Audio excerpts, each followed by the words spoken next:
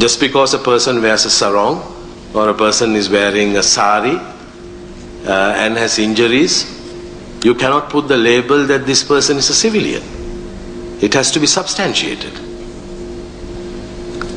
So this is the injustice which is happening, unfortunately, in the international media scene to Sri Lanka, when you rely on unverifiable sources, when you rely on people who pretend that they are doctors and comment on the situation there. It has still not been established that Dr. Shammuga Raja has spoken from this no-fire zone.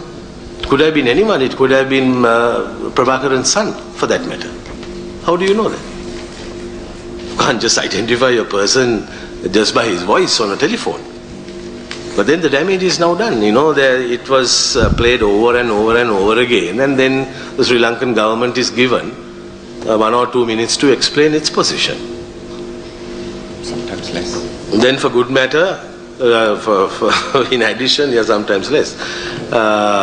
In addition, you have the UN spokesperson, Mr. Gordon Weiss, being given 3 or 4 minutes to put forward the UN's position on this story. Now we have studied what Mr. Gordon Weiss has said, and the Foreign Secretary will deal with that issue. He has already, I think, called Mr. Gordon Weiss to the Foreign Ministry. He will be speaking to him. This is not the first time Mr. Gordon Weiss has given statements which in our opinion was not balanced, and we will have to deal with that. We will have to deal with that because Mr. Gordon Weiss says that there's a bloodbath taking place there. He says that government doctors trapped with these civilians have proven consistently reliable. Now at earlier press conferences we have shown you that even letterheads of the Regional Director of Health Services of Mullaitivu and Kilinochchi have been forged and released to the media.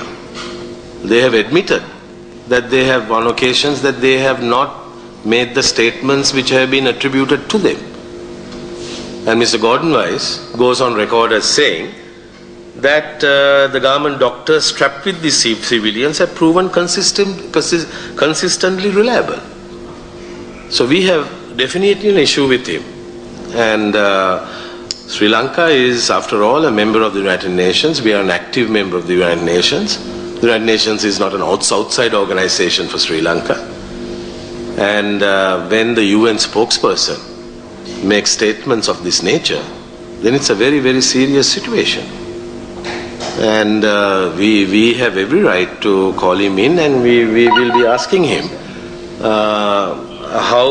on what basis he made these statements.